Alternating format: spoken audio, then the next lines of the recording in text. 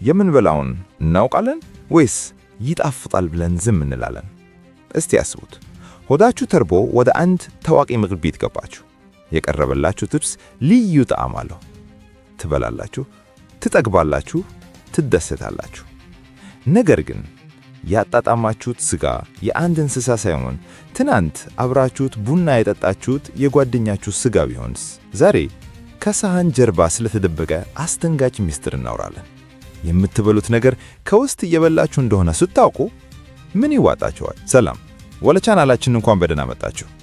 የአዲስ አበባ ነዋሪ በጠዋቱ ይሯሯጣል፣ ይጋፋል፣ ይበላል፣ ይጠጣል። በዚህ ሁሉ መካከል የእማማ ጸዳሌ ቤት የሚባል አንድ ተወዳጅ ቦታ አለ። እማማ ጸዳሌ በፈገግታቸውና በጣፋጭ ምግባቸው የሚታወቁ ደግ እናት ናቸው። ቤታቸው ሁሌም ሙሉ ነው። ግን ማንም የማያውቀው ነገር አለ። ማታ ማታ ምግብ ቤቱ ሲዘጋ ከጓሮ የሚሰማው ድምፅ የቢላዋ ብቻ አይደለም፣ ርገጠኝ የሚል ሰው መሳይ ጩኸት እንጂ። ዛሬ የምንከፍተው ማንም ሊከፍተው ያልደፈረውን የወጥመድ በር ነው። ተዘጋጁ፣ የምግብ ፍላጎታችሁ ሊዘጋ ይችላልና። አዲስ አበባ መርካቶ፣ የከተማዋ የንግድ እምብርት፣ የሰው ጎርፍ የማይቋረጥበት ጩኸትና ትርምስ የነገሰበት ስፍራ። በዚህ የጉንዳን መንጋ በሚመስል ሕዝብ መካከል ከአውቶቡስ ተራ ወረድ ብሎ በሚገኝ አንድ ጠባብ የድንጋይ ንጣፍ መንገድ ላይ አንዲት አነስ ያለች ምግብ ቤት ትገኛለች። በሩ ላይ የተሰቀለው አሮጌ እንጨት ላይ በደማቅ ቀይ ቀለም እማማ ጸዳሌ ምግብ ቤት ይላል። ከውጭ ሲታይ ቤቱ ብዙም አይስብም። ግድግዳው በጭስ ጠቁሯል፣ ቆርቆሮ ዝገት ጀምሮታል። ነገር ግን ወደ ውስጥ ሲገባ የሚታየው እውነታ ሌላ ነው። ቤቱ ጠባብ ቢሆንም ሁሌም በሰው እንደተጨናነቀ ነው። የቀን ሰራተኞች፣ ነጋዴዎች፣ አልፎ አልፎም ዘንጠው የለበሱ የመንግስት ሰራተኞች ሳይቀሩ በዚህ ቤት ለመስተናገድ ተራ ይጠብቃሉ። የምግብ ቤቱ አየር በቅቤ በምጥሚጣና በስጋ ሽታ ታውዷል። ያ ሽታ ግን የተለመደ የጥብስ ሽታ ብቻ አይደለም። አፍንጫን ሰርስሮ የሚገባ የምራቅ ቀጢን የሚኮረኩር አልፎም ሆድ ዕቃን የሚቆጣጠር አንድ አይነት ምትሃቢ ኃይል አለው። የዚህ ሁሉ ድግስት ባለቤት እማማ ጸዳሌ ናቸው። እማማ ጸዳሌ በዕድሜ በ50ዎቹ መጨረሻ ላይ የሚገኙ ወለል ብለው የሚስቁ ጠይምና ወፍራም ሴት ናቸው። ሁሌም በሆደባቸው ላይ ንጹህ ነጭ ሽርጥ ያሰራሉ። ጸጉራቸውን በነጭ ሻሽ ይሸፍናሉ። ፊታቸው ላይ የሚነበበው የናትነትና የደግነት ስሜት ማንም ሰው ስለሳቸው መጥፎ እንዲጠራጠር ዕድል አይሰጥም። እንብላ ልጆቼ ተጫወቱ እያሉ በጠረጴዛዎች መካከል ሲንከሳከሱ ደንበኞቻቸው በፍቅር ይመለከታቸዋል። የእማማ ጸዳሌ ስጋ አዲስ አበባ ውስጥ ተወዳዳሪ የለውም ይባላል። ስጋው ለስለስ ያለ አፍ ውስጥ ሲገባ የሚቀልጥና ማንም አጣምጦ የማያውቀው ልዩ ጣዕም አለው። ይሄ የበግ ስጋ ነው ብሎ የጠየቀ ደንበኛ መልስ የሚያገኘው በሳቅ ነው። አይ ልጄ፣ ይሄ የሰንጋ ነው። ከገጠር አስመጥቼ በእጄ አርጄ በቅቤ አሽቼ ነው መሰጣቸው ይላሉ እማማ ጸዳሌ። ነገር ግን ደንበኞቹ ስለ ስጋው አይነት ግድ አይሰጣቸውም። አንዴ ከቀመሱት በኋላ ማቆም አይችሉም። ሳህኑን ልሰው ሲጨርሱ ድገመኝ ማለት የተለመደ ነው። ሰለሞን የመርካቶ ቸርቻሪ ነጋዴ ነው። በየቀኑ ምሳውን እዚህ ነው የሚበላው። ዛሬም እንደተለመደው የጥብሱ ሳህኑን አጣጥሞ እየበላ ነው። ነገር ግን ዛሬ ስጋውን ሲያኝክ የሆነ እንግዳ ነገር ተሰማው።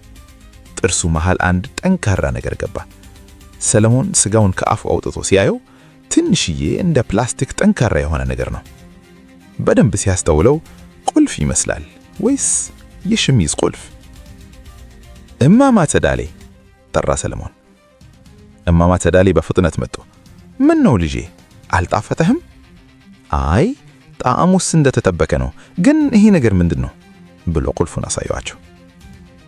የእማማ ጸዳሌ ፊት ለአፍታ ተቀየረ። ያ ሁሌም የሚታየው ፈገግታ ጠፋና አይኖቻቸው ውስጥ አንድ አይነት ቀዝቃዛ ጥላ አለፈ። ነገር ግን ወዲያውኑ ተመልሶ ሳቆ።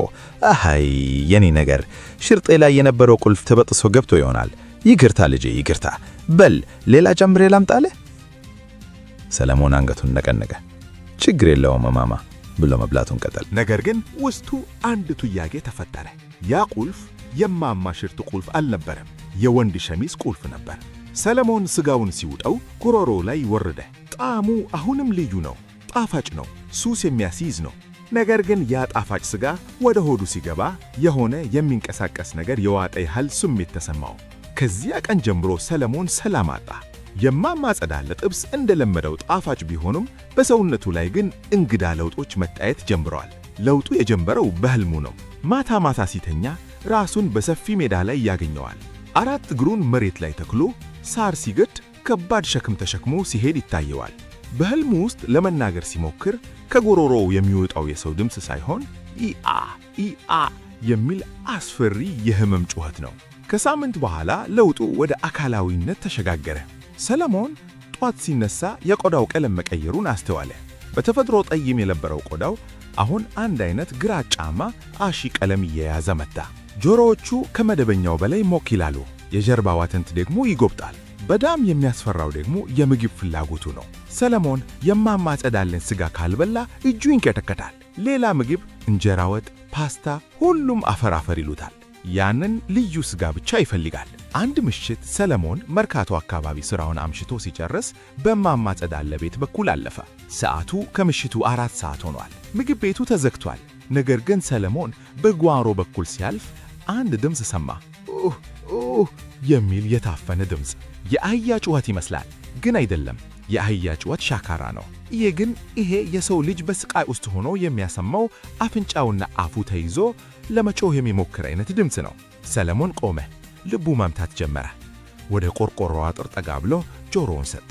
እባካችሁ ፍቱኝ እናቴ የሚል እጅግ በጣም ደካማ ግን የሰው ድምፅ መሰለው። ወዲያውኑ ድምፁ ተቋረጠ እና ኳ ኳ የሚል የመጥረቢያ ወይም የሥጋ መቆራረጥ ድምፅ ተከተለ። ሰለሞን በድንጋጤ ወደ ቤቱ ሮጠ። በዚያች ሌሊት እንቅልፍ አልወሰደው። እማማ ጸዳለ ምን እየሰሩ ነው? ያ ድምፅ የማን ነው የሚለው ጥያቄ አእምሮውን በላው። በማግስቱ ጠዋት ሰለሞን ውሳኔ ወሰነ። እውነቱን ማወቅ አለበት። ገና ንጋቴ ላይ ደንበኞች ሳይመጡ በፊት ወደ እማማ ጸዳለ ቤት ሄደ። በሩ ክፍት ነው። ሰለሞን ወደ ውስጥ ገባ። ማንም የለም። በቀጥታ ወደ ወጥ ቤቱ አመረ። እማማ እያለ የወጥ ቤቱን መጋረጃ ገለጠው። ወጥ ቤቱ እጅግ በጣም ንጹህ ነበር። ወለሉ በኦሞ ታጥቦ ያብረቀርቃል። በግድግዳው ላይ በተሰቀሉት መንጠቆች ላይ ተገፈው የተዘጋጁ የሥጋ አይነቶች ተሰቅለዋል። ሥጋው ቀይ፣ ንጹህ እና እንደተለመደው የበግ ወይም የፍየል ሥጋ ይመስላል። ምንም አይነት አጠራራቢ ነገር የለም። ምንም አይነት ደም፣ ምንም አይነት እንግዳ መሳሪያ የለም። እማማ ጸዳለ ከጓሮ በር ገቡ። እጃቸው ላይ ትኩስ ጎመን ይዘዋል። ኦ ሰለሞን ልጄ፣ በጠዋት መጣህ እንዴ? አሉ በዚያው በተለመደው የእናትነት ፈገግታቸው። ሰለሞን ዙሪያውን ተመለከተ። ሁሉም ነገር ሰላም ነው። ምናልባት በሕልሜ ይሆናል ያየሁት፣ ምናልባት የሰማሁት ድምፅ የውጫ ወይም የድምፅ ይሆን ብሎ አሰበ። ጭንቀቱ እንደ ጉም በነነነ። አዎ ማማ፣ ዛሬ ቶሎ ውጪ ነው። ቁርስ አለ? አለ ሰለሞን ፈገብ ብሎ። እንዴታ፣ አሁን አቀርብልሃለሁ። ተቀበጥ ልጄ አሉ ማማ። ሰለሞን ወደ መቀመጫው ሲመለስ ትልቅ እፎይታ ተሰማው። ሰዎች ወሬ ይወዳሉ፣ እኔም በከንቱ ተጠራርኩኝ አለ ለራሱ። ነገር ግን ሰለሞን ያልተመለከተው ነገር ነበር። እማማ ጸዳለ የያዙት ጎመን ስር አንድ የሰው እጅ ጣት የሚመስል ግን አጥንቱ የተሰበረና ጠጉር ያበለቀለ ነገር ወድቆ ነበር። እማማ በእግራቸው ገፋ አድርገው ወደ ጠረጴዛው ስር ከተቱ። ሰለሞን ወንበሩ ላይ ተቀምጦ ቀጣዩን ጣፋጭ ምግብ ለመብላት ዝግጁ ሆነ። የመጨረሻው እራት እንደሚሆን አላወቀም። ሰለሞን ቁርሱን በልቶ ጨረሰ። የተለመደው እርካታና ሙላት ተሰማው። ሂሳብ ሊከፍል እጁን ወደ ኪሱ ሲሰድ ለስላሳው የእማማ ጸዳለ ሥጋ አሁንም ምላሱ ላይ ጣዕሙ አልጠፋም ነበር። እማማ ሂሳብ ላድርግ ብሎ ተጣራ። መልስ የለም። እማማ! ጸጥታ። ከወጥ ቤቱ በስተጀርባ ከመጋዘኑ አካባቢ አንድ ድምፅ ተሰማ። ቀጭን እየተቆራረጠ የሚሰማ ድምፅ። እርግጠኝ። ሰለሞን ደነገጠ። እርግጠኝ? ይህ ቃል ምን ማለት ነው? ምናልባት እርዳኝ እያሉ ይሆን? እማማ ወደቁ እንዴ? ሰለሞን ቀስ ብሎ ወደ ወጥ ቤቱ ገባ። ማንም የለም። ድምፁ የሚመጣው ከወጥ ቤቱ በስተጀርባ ካለው ግማሽ በሩ ከተከፈተው ጨለማ መጋዘን ውስጥ ነው። እማማ ደህና ናችሁ? ሰለሞን ወደ መጋዘኑ ተጠጋ። በሩን በትንሹ ገፍ አደረገው። ውስጡ ጨለማ ቢሆንም ከጣራው ላይ በተሰቀለች ደካማ አምፖል ብርሃን ክፍሉ በከፊል ይታያል። ሰለሞን ያየውን ነገር ለማመን አእምሮ እስኪሰነጠቅ ድረስ ታገለው። ክፍሉ መጋዘን አልነበረም፣ የሰይጣን ቤተ መቅደስ እንጂ።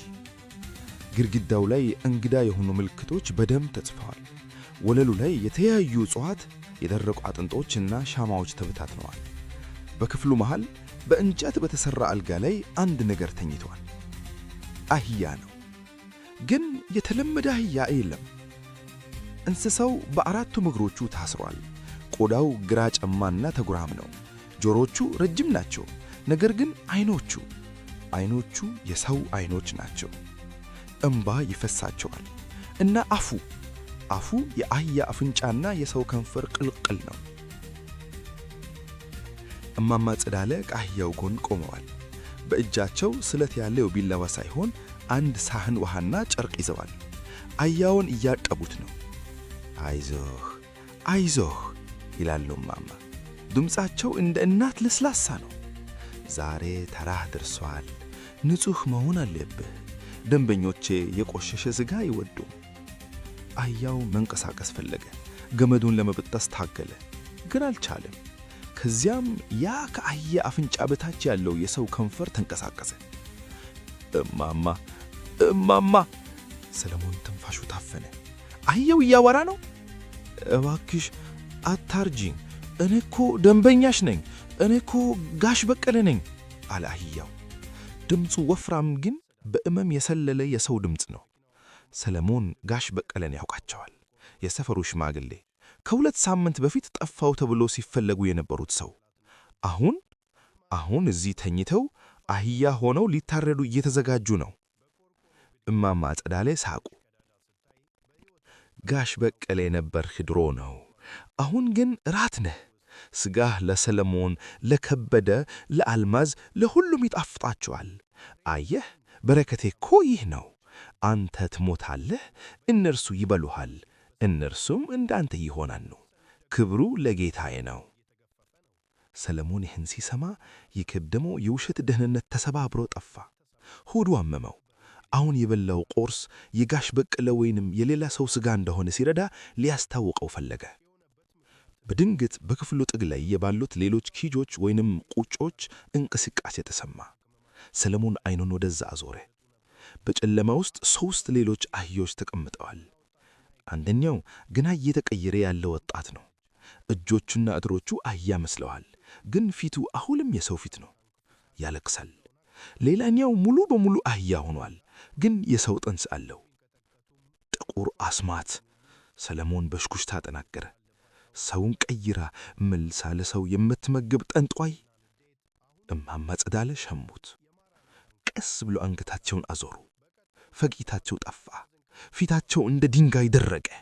አይኖቻቸው ልክ እንደ አዳኝ አውሬ በጨለማ አበሩ። ሰለሞን አሉ እማማ። ድምፃቸው ተቀይሯል። የሴት ድምፅ አይደለም፣ የብዙ ሰዎች ጩኸት አንድ ላይ የተደባለቀበት አስፈሪ ድምፅ ነው። ያለ ተራህ ገባህ፣ ገና አልደረሰብህም ነበር እኮ። ሰለሞን ወደ ኋላ ለመሸሽ ሞከረ። አንቺ ሰይጣን! ሰይጣን? እማማ ቢላውን አነሱ። እኔ እናት ነኝ፣ የምትወዱትን የምሸጣችሁ። ሱስ የያዛችሁ እኮ የእኔ ጥበብ አይደለም፣ የገዛ ወንድማችሁ ሥጋ ነው። ሰው የሰው ሥጋ ሲቀምስ አውሬነቱ ይነሳል። አየህ ሰለሞን፣ አንተም እኮ እየተቀየርክ ነው። ሰለሞን እጁን አየ። ቅድም ያየው ግራጫማ ቀለም አሁን ይበልጥ ደምቋል። የጣቶቹ ጫፍ እየጠጠረ ወደ ጥፍርነት ሳይሆን ወደ ጋማ ወይም ሁፍ እየተቀየረ ነው። አይ ሰለሞን ጮኸ።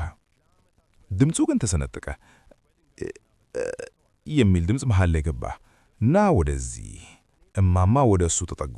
ጋሽ በቀለ ብቻውን መሆን የለበትም፣ ዛሬ 2 ድግስ ይኖረናል። ሰለሞን በሕይወቱ ሮጦ የማያውቀውን ሩጫ ሮጣ። ወጥ ቤቱን አቋርጦ ወንበሮቹን እየገፋ ወደ ዋናው በር ተስፈንጠረ። እማማ ከኋላው ይከተሉት ነበር። የእርጅና ዕድሜያቸው ጠፍቶ በሚገርም ፍጥነት ይሮጣሉ። አታመልጥም፣ በደምህ ውስጥ አለው ብለው ጮኹ። ሰለሞን በሩን በርግዶ ወደ ጎዳና ወጣ። መርካቶ ገና እየነቃ ነበር። ሰዎች ወደ ሥራ ይሯሯጣሉ። ሰለሞን ግን እብድ መስሎ ጮክ ብሎ እየተነፈሰ ወደ ፖሊስ ጣቢያ አቅጣጫ ሮጠ። እርዱኝ፣ እማማ ጸዳለ ሰው እያረደች ነው፣ ሰው በሊታ ናት ብሎ ለመጮህ ሞከረ። ነገር ግን ከጉሮሮው የሮጣው ቃል ለሰዎች አይሰማም ነበር። መንገድ ላይ የነበሩ ሰዎች ዞሮ አዩት። ይህ ሰውዬ ምነካው አህያ መስሎ ይጮኻን እንዴ ብለው ሳቁበት። ሰለሞን ጉሮሮውን ያዘ። ቆዳው ይበልጥ እያሳከከው፣ አጥንቱ እየተለወጠ፣ አእምሮ እየደፈረሰ መጣ። የእማማ ጸዳለ እርግማን ስጋውን በበላው በሰከንድ ውስጥ እንደተጀመረ እና አሁን ፍጻሜው እንደደረሰ ተረዳ። በዚያች ቀን የመርካቶ ፖሊስ ጣቢያ በጩኸት ተናወጠ። ሰለሞን ምንም እንኳን መናገር ቢያክተው በምልክትና በለቅሶ ፖሊሶችን ወደ እማማ ጸዳለ ቤት መራቸው። ፖሊሶች ቤቱን ሲሰብሩት ያዩት ነገር በታሪካቸው አይቶት የማያውቁት ጉድ ነበር። በጓሮ መጋዘን ውስጥ 3 አህዮች ታስሮ ተገኙ። አንደኛው ግማሽ ሰው ግማሽ እንስሳ ነበር። እማማ ጸዳለ እጅ ከፍንጅ ተያዙ። ነገር ግን ሲያዙ አልተደናገጡም። ይልቁንም በዛው አስፈሪ ሳቃቸው እየሳቁ ልጆቼን ትራባላችሁ፣ ስጋውን በልተዋል፣ ሁሉም የኔ ናቸው እያሉ ነበር የተወሰዱት። ዜናው አዲስ አበባን አናጋ። ጋዜጦች፣ ሬዲዮዎች፣ ማህበራዊ ሚዲያዎች ስለ ሰው በሊታዋ እማማ ጸዳለ አወሩ። ምግብ ቤቱ በፖሊስ ታሸገ። ህዝቡ ተረጋጋ። ክፉዋ ሴት ተያዘች። አሁን ሰላም ነው ተባለ። ግን ሰላም አልነበርም። ለሰለሞንና ለእማማ ጸዳለ ደንበኞች ይህ የፍርድ ቤት ጉዳይ ሳይሆን የህይወት ፍጻሜ ጅምር ነበር። ሳምንታት አለፉ። ሰለሞን ከሆስፒታል ወጣ። ሐኪሞቹ የአእምሮ ጤና ችግር ነው እንጂ አካላዊ ለውጥ የለም አሉት። ነገር ግን ሰለሞን እውነቱን ያውቃል። ሐኪሞቹ ሊያዩት የማይችሉት ግን እሱ የሚሰማው ለውጥ በደም ስር ውስጥ እየተረባመደ ነው። አንድ ምሽት ሰለሞን በመኝታ ክፍል ውስጥ መስታወት ፊት ለፊት ቆመ። ሸሚዙን አውልቆ ጀርባውን አየ። በአከርካሪ አጥንቱ ላይ ግራጫማ ፀጉር ማብቀል ጀምሯል። ጆሮቹ ጫፋቸው ሾልሏል፣ ወደ ላይም ረዝሟል። ሰለሞን በእጁ ዳሰሳቸው። ስሜቱ የሚሰከትት ነበር። የሰው ጆሮ ልስልሴ የላቸውም። ተንካራና ሻካራ ሆኗል። አፉን ከፈተ። ግዱ እየሸሸ ጥርሶቹ እየረዘሙና እየጠነከሩ መጥተዋል። ምላሱ ወፍራም ሆኗል። እግዚአብሔር ሆይ አለ ሰለሞን። ነገር ግን ድምፁ የሚል ድምፅ መሃል ላይ ገባ። በድንገት ሆዱን በረሃብ ቆረጠው። ምግብ ፈለጋ፣ ግን እንጀራ አይደለም፣ ሳር ፈለጋ፣ ወይንም ጥሬ ስጋ።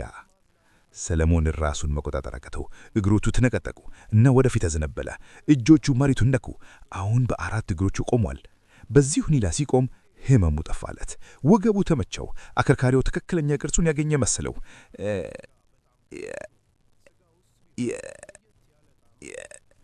ከጉሮሮ የወጣው ድምፅ አሁን የማያሻማ ነበር። ሙሉ አህያ ጩኸት። በዚያች ሌሊት ሰለሞን ብቻ አልነበረም።